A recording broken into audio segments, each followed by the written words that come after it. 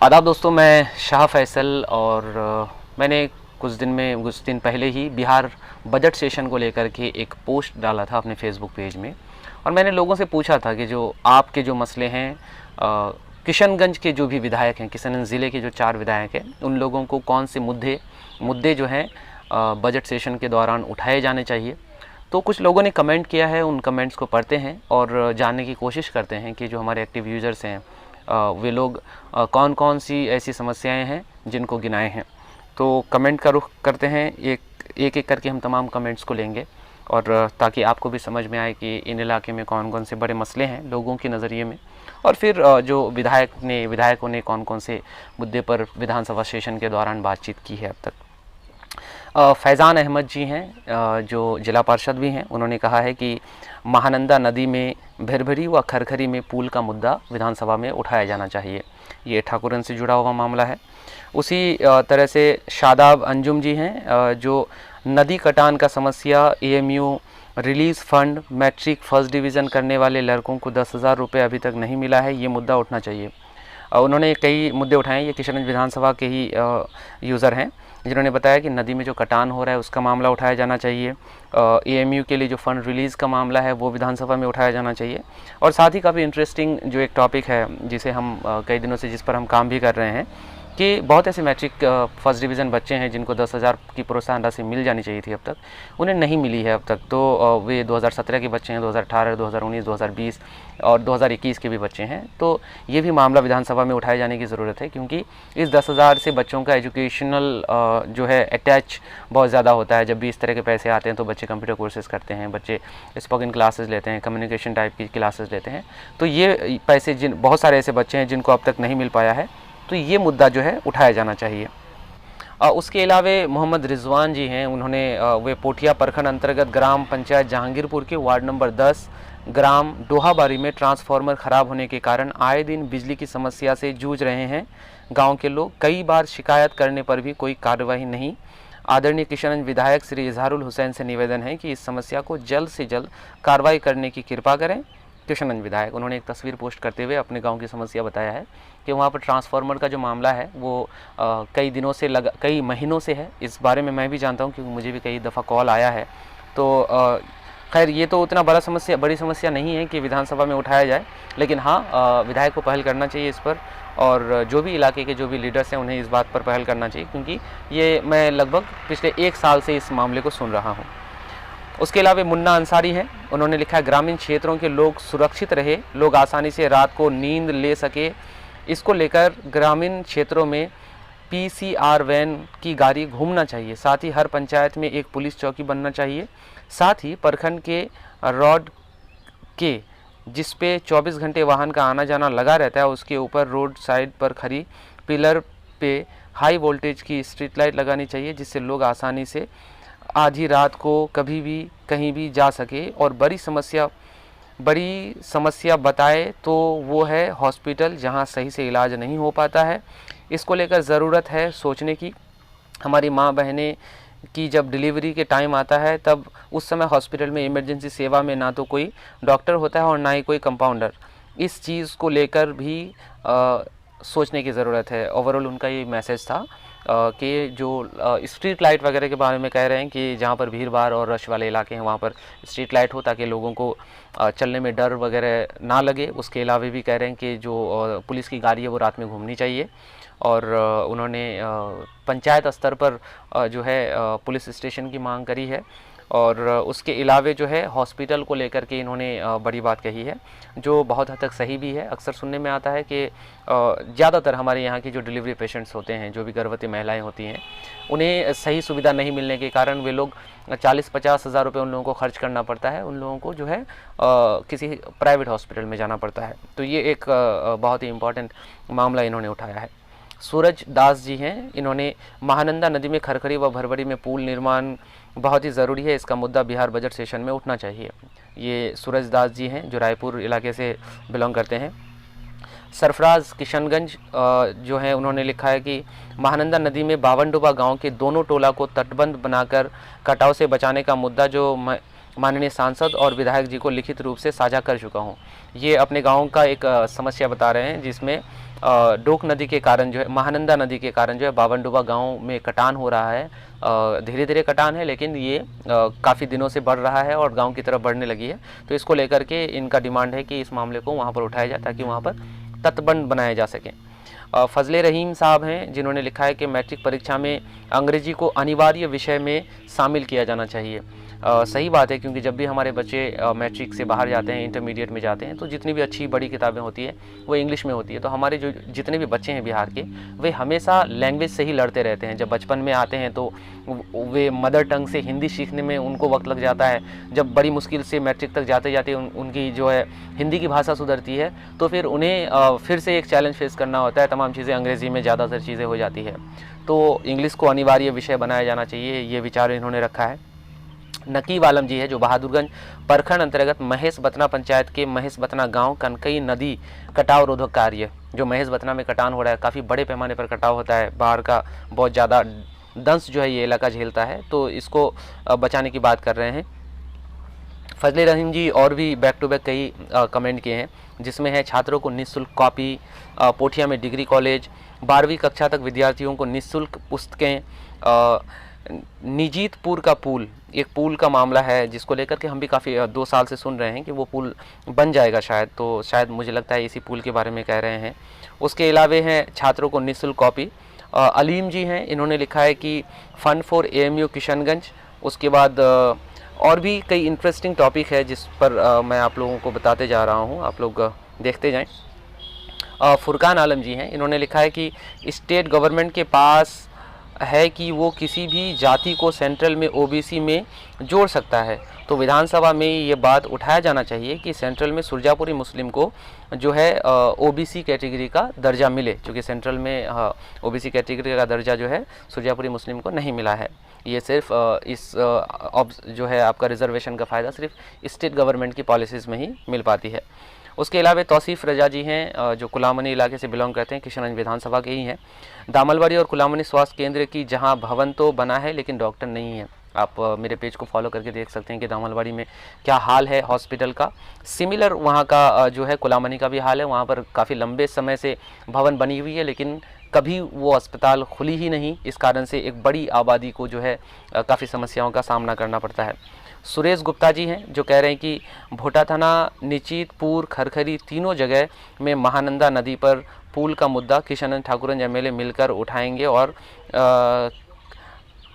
कार्य सरकार से। तो यहाँ पर शायद कुछ लिखना चाह रहे थे या मिस टेक कुछ हुआ है। तो कुल मिलाकर के ये कह रहे हैं कि 3 जगह पे जो है पुल बनना चाहिए, जो काफ़ी सही मांग है और काफ़ी बड़ा इलाका जो है इससे प्रभावित है। फैयाज़ आलम जी है, जो कह रहे हैं कि 7th phase primary teachers notification जल्द से जल्द निकालें, टीचर का मांग को लेकर के आए हैं। दीपक कुमार यादव जी हैं, कह रहे हैं हर पंचायत में अस्पताल निर्माण कार्य का मुद्दा होना चाहिए। उसके अलावा कह रहे हैं कि महानंदा नदी में भरभरी और खरखरी में पुल का मुद्दा। महानंदा नदी भरभरी खरखरी का मामले को लेकर के ज़्यादा कमेंट आए हैं, जो हमारे ठाकुरगंज के विधायक हैं उन्हें इस बात को ध्यान देना चाहिए। अख्तर हुसैन जो है ये पूछ रहे हैं कि कांग्रेस वाला बस का पता नहीं चल रहा है सर। सही मांग है और काफ़ी सही सवाल भी है, क्योंकि 2-3 दिनों के बाद ही जो बस को काफ़ी एक माहौल बना करके स्टार्ट किया गया था, जो किशनगंज से बेलवा होते हुए दामलबाड़ी, पोठिया, नौकट्टा, कुसियारी होते हुए गुरुखाल तक जाती थी, वो बस सेवा भी बंद हो चुकी है। उसके अलावा उत्तम कुमार साहा हैं, जिनका कहना है कि प्रखंड मुख्यालय होने और काफ़ी संख्या में गैर कृषि कार्य में सम्मिलित होने एवं पोठिया प्रखंड के सर्वांगीण विकास के लिए पोठिया मुख्यालय सहित आसपास के क्षेत्र को भी नगर पालिका में शामिल करने का प्रश्न उठाया जाना चाहिए। ये डिमांड है उत्तम कुमार साहा जी का। उसके अलावा शमशाद जी हैं, उन्होंने कमेंट किया है कि फ्री में बांटना बंद करो, महंगाई कम करो। इनका डिमांड कुछ नहीं है, बस कुछ लिख दिए हैं। कृष्णा गुप्ता जी हैं, रोजगार दो, इन्होंने रोजगार के मसले को लेकर के बात किया है। AMU फंड रिलीज़ के मामले को लेकर के आसिफ अली गर्दानी जी ने पोस्ट किया है। तो ओवरऑल जो है ये कुछ मामले हैं जिनको कमेंट में लोगों ने लिख करके डिमांड किया है कि इन मुद्दों पर विधायकों को काम करना चाहिए, विधायकों को जो बजट सेशन है उसके दौरान सवाल उठाया जाना चाहिए। उसके अलावा भी मैं आप लोगों को और भी चीज़ें जोड़ दूँ इस मामले में। अगर हम लोग सिर्फ किशनगंज विधानसभा के बारे में बात करें तो जो बड़े मुद्दे मेरे भी कुछ हैं जो मैंने अब तक ऑब्ज़र्व किया है। सबसे पहले ये कि हम लोगों ने देखा कि जब आलू किसानों ने आलू लगाया था तो ग्लोबल वार्मिंग कह लें, उसी का साइड इफ़ेक्ट है कि बेमौसम बरसात के कारण जो है किसानों का आलू जो है तबाह हो गया, बहुत ज़्यादा किसानों को नुकसान हुआ। और सिमिलर जो है अभी मक्का किसानों के साथ भी ऐसा ही होता हुआ दिख रहा है। बहुत ऐसे मक्का किसान हैं जिनका मकई जो है पूरी तरीके से दब चुका है, वो जो पौधे हैं वो बढ़ नहीं रहे हैं। तो ऐसे आसार हैं कि ये जो है ये लॉस बहुत बड़ा हो सकता है किसानों को। तो यहाँ पर एक इंटरेस्टिंग चीज़ है कि जो फसल बीमा योजना है इसके बारे में लोगों के बीच प्रचार प्रसार होना चाहिए। सरकार को चाहिए कि इसको लेकर के कैंप लगाए और लोगों को जागरूक करे। एक तो ये हो गया। दूसरी इम्पॉर्टेंट चीज़ ये है कि जो बस सेवा बंद हुआ है, काफ़ी तत्काल उसे शुरू कर दिया गया था। तो बिना इन्वेस्टिगेशन का जो मैं मानता हूँ, बस सेवा शुरू करने से पहले जो विभाग हैं, जो और भी लोग इनसे जुड़े हुए थे, इन लोगों को चाहिए था कि सड़क पर वो बस कैसे दौड़ेगी, उसका कितना मामला सही है, उस पर विचार करना चाहिए था।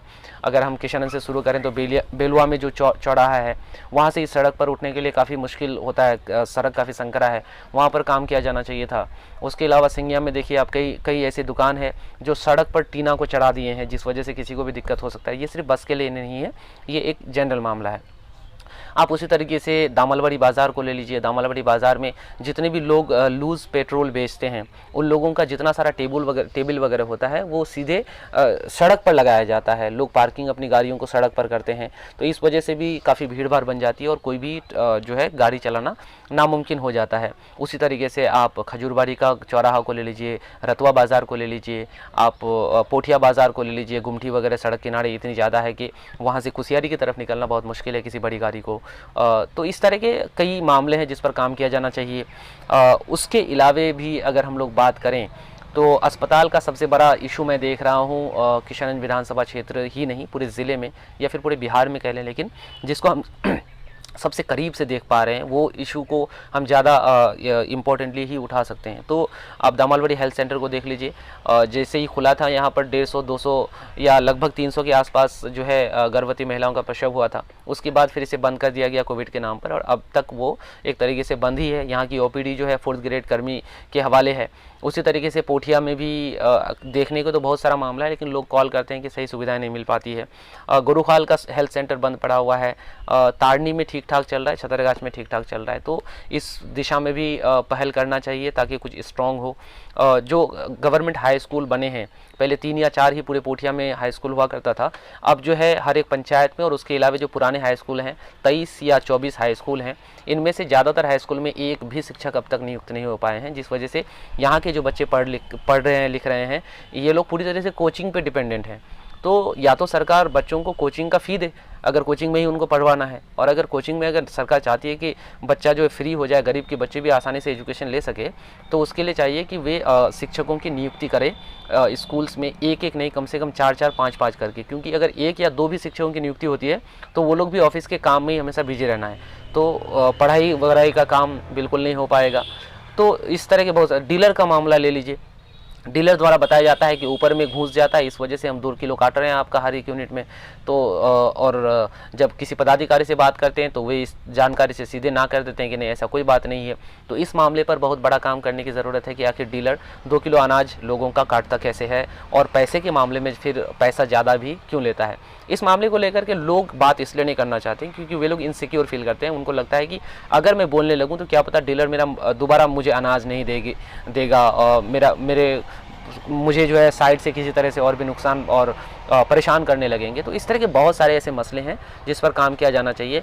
ब्लॉक को लेकर के बहुत सारे लोगों ने सवाल किया है, कमेंट में तो नहीं लाया था लोगों ने, व्हाट्सएप में मुझे पर्सनल मैसेज किया है कि ब्लॉक का मामला को आप उठाइए, ब्लॉक में घुसखोरी का मामला उठाइए। लोगों का मानना है, बहुत सारे लोगों का मानना है कि ब्लॉक में जो है ब्राइब का मामला, घुसखोरी का मामला बहुत ज़्यादा चरम पर है।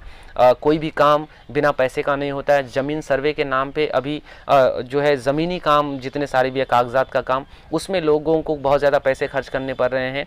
यहाँ तक कि जो काम फ्री में है उनमें भी लोगों को पैसे खर्च करने पड़ रहे हैं, जो काफ़ी निराशाजनक है।